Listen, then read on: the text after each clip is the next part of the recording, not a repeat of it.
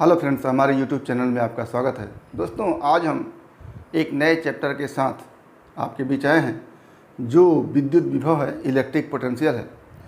तो electric potential को जानने से पहले हम ये जान लें कि यदि कोई आवेशित वस्तु है तो उसके चारों ओर इलेक्ट्रिक फील्ड, विद्युत क्षेत्र उत्पन्न हो जाता है।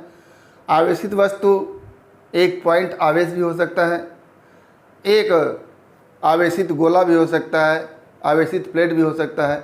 तो कहने का आशय यह है कि आवेशित वस्तु कुछ भी हो सकता है, उसके चारों ओर इलेक्ट्रिक फील्ड, विद्युत क्षेत्र उत्पन्न हो जाता है। और उस विद्युत क्षेत्र के लिए जो फार्मूला हमारे पास होता है वो होता है E=F/Q0, Q0। Q0 क्या है?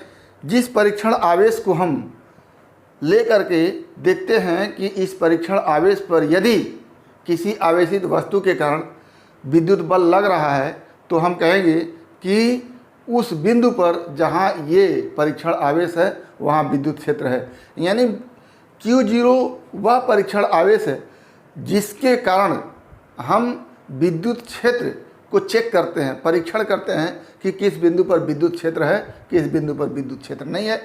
तो अब इस परीक्षण आवेश पर लगने वाला जो बल होगा उस बल को हम Q0 × E लिख सकते हैं। ठीक, ये यहाँ तक हम जान लिए कि परीक्षण आवेश पर लगने वाला जो बल होगा वो Q0 × E होगा। अब हम किसी वस्तु के कारण उत्पन्न विद्युत क्षेत्र में अगर इस परीक्षण आवेश को ले आते हैं तो परीक्षण आवेश पर विद्युत बल F लगता है। तो मान लेते हैं कोई आवेशित वस्तु है, उसके कारण विद्युत क्षेत्र इस तरह से है। ये विद्युत क्षेत्र में खींचे गए विद्युत बल रेखाएं हैं जो ये बता रही हैं कि इस क्षेत्र में विद्युत क्षेत्र है या इस एरिया में विद्युत क्षेत्र है। अब अगर इस एरिया में हम किसी परीक्षण आवेश को रखते हैं Q0 को, तो इस पर बल, विद्युत बल Fe=Q0 × E लगने लगता है। अब ये विद्युत क्षेत्र का विस्तार अनंत तक है। तो यहाँ पर अगर Q0 हो अनंत पर, इनफाइनाइट पर, तो आप जानते हैं कि आवेशित वस्तु के कारण इनफाइनाइट पर विद्युत क्षेत्र का मान 0 होता है। तो विद्युत क्षेत्र यहाँ पर 0 है, और जब विद्युत क्षेत्र 0 है तो यहाँ पर लगने वाला बल जो होगा वो भी क्या होगा? 0 होगा।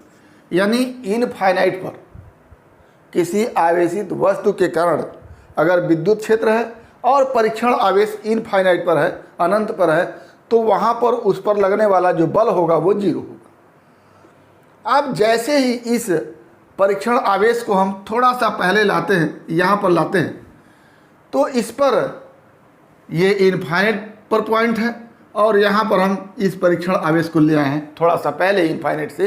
तो इस पर एक विद्युत बल लगने लगता है। क्यों? क्योंकि इनफाइनाइट से पहले तक विद्युत क्षेत्र होता है। यहाँ पर जो बल लगेगा, अगर यहाँ पर विद्युत क्षेत्र का मान E है और परीक्षण आवेश Q0 है तो ये Fe बल लगने लगता है। उसके बावजूद भी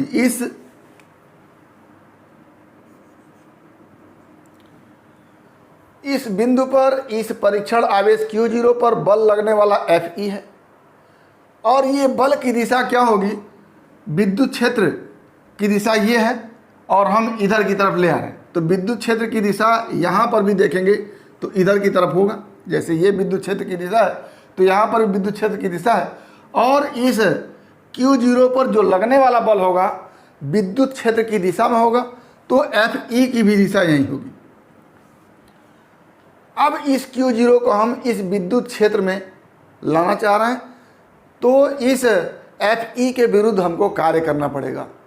और जितना हम कार्य करते हैं इस परीक्षण आवेश को इस विद्युत क्षेत्र में लाने के लिए, जितना हम कार्य करते हैं वो कार्य इस परीक्षण आवेश में विद्युत स्थितिज ऊर्जा के रूप में संचित हो जाता है। और आप जानते हैं कि किसी भी वस्तु में अगर स्थितिज ऊर्जा होती है तो वस्तु वो अस्थायी नहीं होता है, उसमें पोटेंशियल होता है, विभव होता है। जैसे एक ऑब्जेक्ट को हम पृथ्वी सतह से कुछ ऊंचाई पर ले जाते हैं तो उसके अंदर गुरुत्वीय स्थितिज ऊर्जा हो जाती है, और गुरुत्वीय स्थितिज ऊर्जा होने के कारण उसके अंदर एक अलग से पोटेंशियल होता है और वो नीचे की ओर आने का प्रयास करता है। तो इसी तरह से अगर इस परीक्षण आवेश को इनफाइनाइट पर था, वहाँ पर विद्युत बल नहीं लग रहा था, थोड़ा सा और पहले लाए, यहाँ पर विद्युत बल लगा, विद्युत बल की दिशा ये है, इधर की तरफ है, और इस परीक्षण आवेश को इस विद्युत बल के विरुद्ध कार्य करके हम और इधर ला रहे हैं, यहाँ पर ला रहे हैं।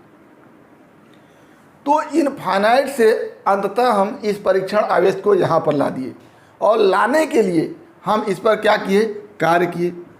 तो जितना कार्य किए परीक्षण आवेश पर, वो कार्य इस परीक्षण आवेश से विद्युत स्थितिज ऊर्जा के रूप में संचित हो गई। लेकिन परीक्षण आवेश के एकांक परिमाण पर, एकांक मान पर जितना हम कार्य करते हैं इस पॉइंट तक लाने में, वो कार्य इसमें विद्युत विभव के रूप में होता है, या कह लें कि इस पॉइंट पर विद्युत विभव के रूप में कहा जाता है। तो अब यहाँ से परिभाषा बन के आती है कि एकांक परीक्षण आवेश को या एकांक धनात्मक आवेश को विद्युत क्षेत्र के किसी बिंदु तक लाने में जितना कार्य करना पड़ता है, उस कार्य को हम क्या कहते हैं, उस विद्युत क्षेत्र के बिंदु पर विद्युत विभव कहते हैं। तो क्या लिखेंगे हम कि विद्युत विभव की परिभाषा, किसी विद्युत क्षेत्र में स्थित किसी बिंदु तक एकांक धनात्मक परीक्षण आवेश को अनंत से लाने में जितना कार्य करना पड़ता है, उसी कार्य को उस बिंदु पर विद्युत विभव कहते हैं। ये हो गया। तो क्या हो गया, किसी विद्युत क्षेत्र में स्थित किसी बिंदु तक एकांक धनात्मक परीक्षण आवेश को, एकांक धनात्मक परीक्षण आवेश का आशय होता है कि ऐसा परीक्षण आवेश जिसका मान 1 कूलाम हो। यहाँ पर हम लिख देते हैं एकांक, या इसी में 1 कूलाम,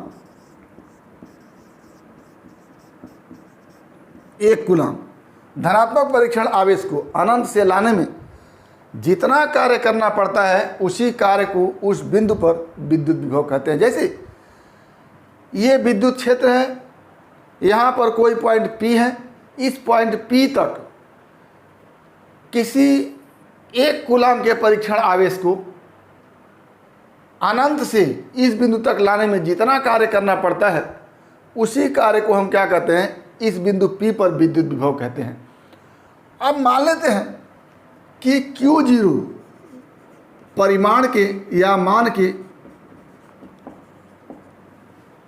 परीक्षण आवेश को अनंत से इस बिंदु तक लाने में W जूल कार्य करना पड़े,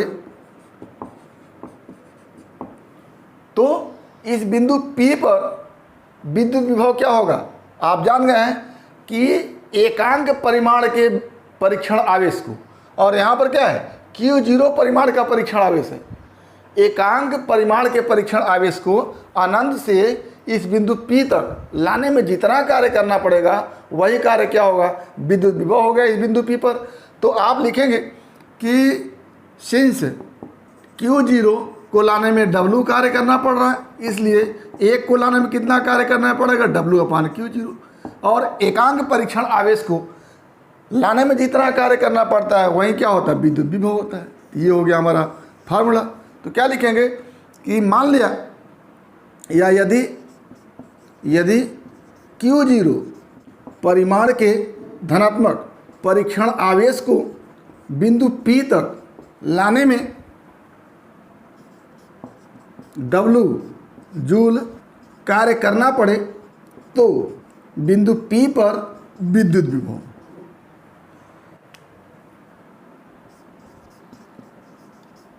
विद्युत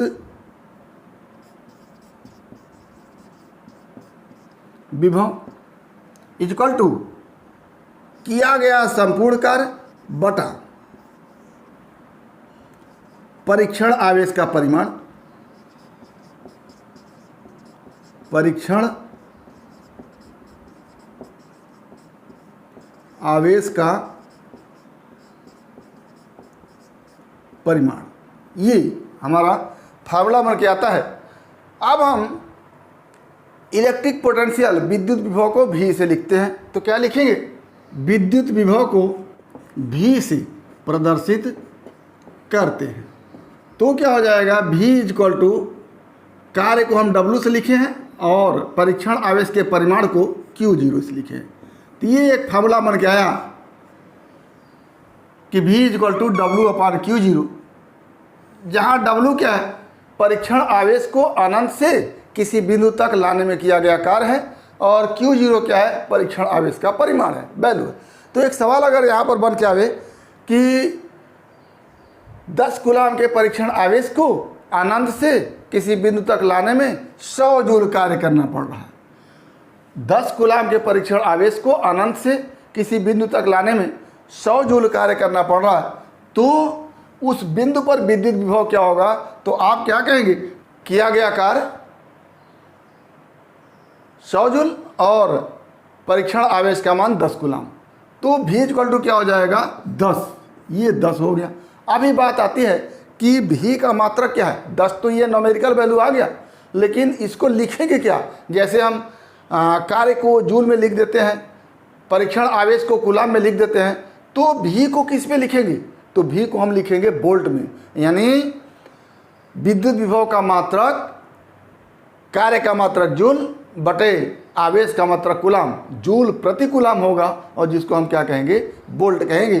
तो यहाँ से हमारे पास आता है कि विद्युत विभव का मात्रक क्या हो जाएगा? जूल प्रति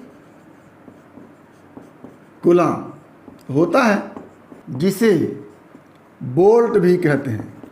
और अगर इसका मात्रक है तो इसका विमेय सूत्र भी होगा। विमेय सूत्र क्या होगा? विद्युत विभव का विमेय सूत्र क्या हो जाएगा? इसको हम यहाँ देख लेते हैं। कार्य का विमेय सूत्र लिखते हैं तो लिखते हैं mL²T-2 और आवेश का विमेय सूत्र लिखते हैं AT। क्या लिखते हैं? AT। तो यहाँ से हमारे पास विद्युत विभव का विमेय सूत्र क्या बन के आएगा? mL²T-3A-1। ये हमारा क्या हो गया? विमेय सूत्र हो गया। तो क्या लिखेंगे? इसका विमेय सूत्र mL²T-3A-1 क्या हो गया? विद्युत विभव का विमेय सूत्र हो गया। तो ये हमारा रहा विद्युत विभव की एकांक धनात्मक परीक्षण आवेश को अनंत से विद्युत क्षेत्र के किसी बिंदु तक लाने में जितना कार्य करना पड़ता है, वही कार्य उस बिंदु पर विद्युत विभव होता है। और यदि अनंत से परीक्षण आवेश Q0 को किसी बिंदु तक लाने में किया गया कार्य W हो और परीक्षण आवेश का मान Q0 हो, तो उस बिंदु पर विद्युत विभव किया गया कार्य बटे परीक्षण आवेश का परिमाण क्या हो जाता है? W/Q0।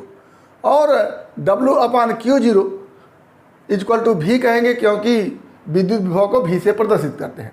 आगे विद्युत विभव का मात्रक हमने लिख लिया जूल प्रति कूलाम, जिसको वोल्ट भी कहते हैं, और इसका विमेय सूत्र होता है mL²T-3A-1।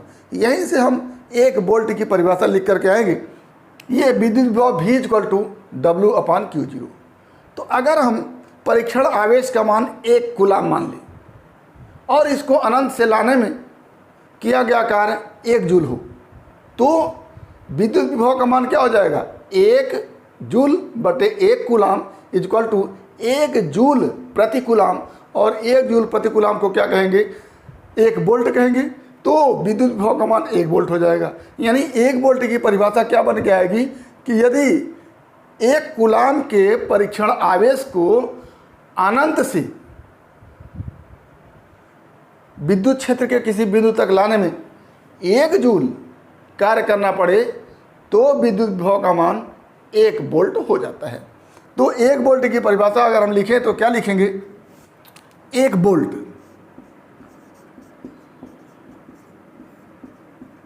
क्या बन के आएगा, इसी फॉर्मूले से बनेगा। यदि क्या हो, W इक्वल टू 1 जूल और Q0 इक्वल टू 1 कूलम, तो V इक्वल टू क्या आ जाएगा, 1 जूल बटा 1 कूलम, यानी 1 जूल प्रति कूलम। और इसी क्या कहते हैं, 1 वोल्ट का, जूल प्रति कूलम को क्या कहते हैं, वोल्ट कहते हैं। तो 1 वोल्ट हो गया। यानी यदि एकांक परिमाण के विद्युत आवेश को या 1 कूलम परिमाण के धनात्मक परीक्षण आवेश को अनंत से विद्युत क्षेत्र के किसी बिंदु तक लाने में किया गया कार्य 1 जूल हो, तो उस बिंदु पर विद्युत विभव का मान 1 वोल्ट हो जाएगा। तो क्या लिखेंगे कि यदि 1 कूलम परिमाण के धनात्मक परीक्षण आवेश को अनंत से विद्युत क्षेत्र के किसी बिंदु तक लाने में किया गया कार्य 1 जूल हो, तो उस बिंदु पर विद्युत विभव का मान 1 वोल्ट होता है। ये हमारी 1 वोल्ट की परिभाषा हो गई कि यदि 1 कूलम परिमाण के धनात्मक परीक्षण आवेश को अनंत से विद्युत क्षेत्र के किसी बिंदु तक लाने में किया गया कार्य 1 जूल हो, तो उस बिंदु पर विद्युत विभव 1 वोल्ट हो जाता है। अब यहाँ से एक तथ्य और आता है कि ये विद्युत विभव सदिश राशि है कि अदिश राशि है। तो जैसा कि आप जानते हैं कि विद्युत विभव भी के लिए फॉर्मूला बना हुआ कि किया गया कार्य बटे परीक्षण आवेश। तो इसमें किया गया कार्य W भी अदिश राशि है और आवेश का परिमाण Q0 भी अदिश राशि है। तो ऊपर भी अदिश राशि है, नीचे भी अदिश राशि है। तो इसको जब भी हल करेंगे तो भी क्या हो जाएगा, अदिश राशि हो जाएगा। तो यहीं से बन के आता है कि विद्युत विभव एक अदिश राशि है। क्या है, विद्युत विभव एक अदिश राशि है। तो ये हो गया हमारा कि विद्युत विभव कहते किसको है, इसका मात्रक क्या होता है, इसका विमीय सूत्र क्या होता है, 1 वोल्ट की परिभाषा क्या होती है, विद्युत विभव सदिश है कि अदिश है। आगे हम देखते हैं कि विद्युत विभव धनात्मक भी होता है, ऋणात्मक भी होता है। तो वो कैसे होगा, इसको हम देखते हैं। विद्युत विभव धनात्मक एवं ऋणात्मक दोनों होता है। जैसे हम ये परिभाषा में लिखें कि एकांक धनात्मक परीक्षण आवेश को अनंत से विद्युत क्षेत्र के किसी बिंदु तक लाने में जितना कार्य करना पड़ता है, वही कार्य क्या होता है, उस बिंदु पर विद्युत विभव होता है। अब यदि कुछ ऐसी परिस्थिति आ जाए कि कार्य करना न पड़े, कार्य प्राप्त हो, तो जब जो कार्य करना पड़ता है वो विद्युत विभव होता है, तो जो कार्य प्राप्त होता है वो ऋणात्मक विद्युत विभव हो जाएगा। यानी हम कह सकते हैं कि यदि विद्युत क्षेत्र में किसी परीक्षण आवेश को या किसी भी आवेश को लाने में कार्य प्राप्त होता है तो ऋणात्मक विद्युत विभव है, और कार्य करना पड़ता है तो धनात्मक विद्युत विभव है। अब यहीं से हम विद्युत विभवांतर देखेंगे। अभी हम विद्युत विभव देखें कि एकांक परीक्षण आवेश को इनफाइनाइट से विद्युत क्षेत्र के किसी बिंदु तक लाने में जो कार्य करना पड़ता है वही कार्य क्या होता है, उस बिंदु पर विद्युत विभव होता है।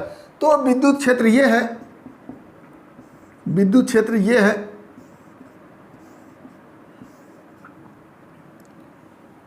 और इस विद्युत क्षेत्र में हम किसी परीक्षण आवेश को जो धनात्मक है इन्फिनिटी से इस विद्युत क्षेत्र में लाना चाह रहे हैं।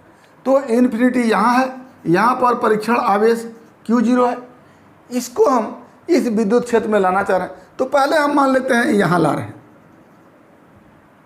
बिंदु A पर, बिंदु A पर इस परीक्षण आवेश को लाएंगे तो मान लेते हैं WA कार्य करना पड़ता है। क्यों, क्योंकि इस परीक्षण आवेश पर यह विद्युत क्षेत्र बल FE equal to Q0 into E लगाएगा, जिसकी दिशा इधर की तरफ होगी। क्यों, क्योंकि विद्युत क्षेत्र की दिशा इधर है, तो परीक्षण आवेश धनात्मक है तो उस पर लगने वाले बल की दिशा भी यही होगी। तो इस बल के विरुद्ध हम काम करके परीक्षण आवेश को यहाँ पर ला रहे हैं। तो किया गया कार्य बिंदु A पर मान लेते हैं WA हो जाता है। डब्ल्यू ए हो जाता है।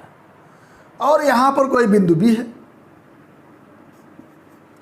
इसी परीक्षण आवेश को यहाँ से बिंदु बी तक लाते हैं, तो कार्य तो यहाँ पर लाने पर भी करना पड़ेगा, लेकिन अब इस परीक्षण आवेश को इतना दूर लेकर के आए हैं तो कार्य ज़्यादा करना पड़ेगा, और इस परीक्षण आवेश को इतना ही दूर लेकर के आए हैं तो कार्य कम करना पड़ेगा।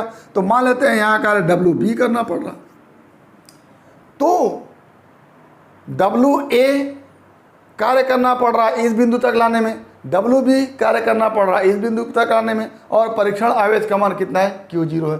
तो ऐसी स्थिति में ए बिंदु पर जो विद्युत विभव होगा भी ए होगा, वो डब्ल्यू ए किया गया कार्य अब बटे परीक्षण आवेश क्यू जीरो, और इस बिंदु बी पर विद्युत विभव भी B equal to W B upon Q zero होगा। अब देखिएगा सेंस क्या है, W A is greater than W B. क्यों? क्योंकि बिंदु ए तक लाने में परीक्षण आवेश को ज़्यादा कार्य करना पड़ रहा है और बिंदु बी तक लाने में परीक्षण आवेश को कम कार्य करना पड़ रहा है। तो ऐसी स्थिति में क्या हो जाएगा, भी ए इज ऑल्सो ग्रेटर देन भी बी, यानी इस बिंदु ए पर विद्युत विभव ज़्यादा होगा, इस बिंदु बी पर विद्युत विभव कम होगा। तो ए और बी के बीच विभव का अंतर हो गया, ए और बी के बीच विभव का अंतर हो गया। इस विभव के अंतर को हम लिखते हैं डेल्टा भी equal to V A minus V B, और भी ए का मान हमने क्या लिखा, W A upon Q zero minus W B upon Q zero, और ये हो जाता है हमारे पास W A minus W B upon Q zero, और W A upon W B को अगर हम डेल्टा डब्ल्यू लिख दें, delta W upon Q zero. Delta W क्या है, इस परीक्षण आवेश को ए तक लाने में किया गया कार्य माइनस इस परीक्षण आवेश को बी तक लाने में किया गया कार्य, तो ये हो गया डेल्टा डब्ल्यू। अब डेल्टा डब्ल्यू को हम इस तरह से भी लिख लेते हैं कि परीक्षण आवेश को बी से ए तक लाने में किया गया कार्य। कैसे? अगर परीक्षण आवेश Q0 को A तक लाने में किया गया कार्य इतना है, इसमें से Q0 को B तक लाने में किया गया कार्य, ये वाला कार्य, ये इतना क्या है, WB है, और इतना क्या है, WA है। तो WA पूरे में से इसको माइनस कर दिया जाए, यहाँ तक WB है, WB को माइनस कर दिया जाए तो ये कार्य मिलेगा हमको। यहाँ से यहाँ तक इस Q0 को, इस परीक्षण आवेश को इनफाइनाइट से यहाँ तक लाने में किया गया कार्य WA, और इनफाइनाइट से यहाँ तक लाने में किया गया कार्य WB। तो पूरे कार्य में से अगर इस कार्य को WB को माइनस कर दें तो ये कार्य मिल करके आएगा हमारे पास क्या, WA माइनस WB, और ये कार्य क्या होगा, परीक्षण आवेश को B से A तक लाने में किया गया कार्य। तो क्या हो गया, इसी को क्या कहते हैं, विभवांतर कहते हैं। क्या कहते हैं, विभवांतर कहते हैं। विभवांतर चूंकि विद्युत क्षेत्र में दो बिंदुओं के बीच होता है, तो विभवांतर की परिभाषा बन के आएगी यहाँ से, एकांक परीक्षण आवेश को विद्युत क्षेत्र के दो बिंदु के बीच स्थानांतरित करने में या एक बिंदु से दूसरे बिंदु तक लाने में जितना कार्य करना पड़ता है, उसी कार्य को क्या कहते हैं, दोनों बिंदुओं के बीच का विभवांतर कहते हैं। तो क्या लिखेंगे कि विद्युत क्षेत्र में एकांक परीक्षण आवेश को एक बिंदु से दूसरे बिंदु तक लाने में जो कार्य करना पड़ता है उसे उन बिंदुओं के बीच विभवांतर कहते हैं। इसको डेल्टा भी से लिखते हैं, कहते हैं, और डेल्टा भी इक्वल टू क्या हो जाता है, डेल्टा भी equal to V A minus V B equal to delta W upon Q zero. Delta W क्या है, एक बिंदु से दूसरे बिंदु तक लाने में किया गया कार्य है, और क्यू जीरो क्या है, परीक्षण आवेश का परिमाण है। तो यहाँ से हमारे पास हो जाता है दो बिंदुओं के बीच विभवांतर का फार्मूला। विभवांतर, विभव सब के लिए मात्रक वही वोल्ट होता है, जूल प्रति कूलम होता है, विभव सूत्र भी वही होता है।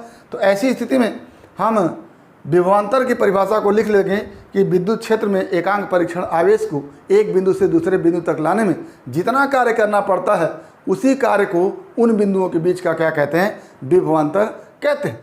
आज हमने विद्युत विभव को देखा, विद्युत विभव की परिभाषा क्या होती है उसको देखा, विद्युत विभव का मात्रक क्या होता है उसको देखा, विद्युत विभव का विमीय सूत्र क्या होता है उसको देखा, दो बिंदुओं के बीच विभवांतर क्या होता है उसको देखा, विद्युत विभव अदिश राशि है या सदिश राशि है उसको देखा, विद्युत विभव धनात्मक होता है अथवा ऋणात्मक होता है उसको देखा।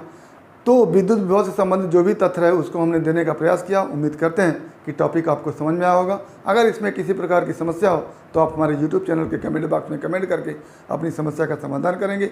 और यदि वीडियो क्लिप पसंद आए तो प्लीज़ लाइक करेंगे, शेयर करेंगे, साथ ही हमारे YouTube चैनल को सब्सक्राइब करेंगे ताकि इस तरह की वीडियो क्लिप का नोटिफिकेशन आपको मिलता रहे और आपके फिजिक्स की तैयारी होती रहे। तो आज बस इतना ही।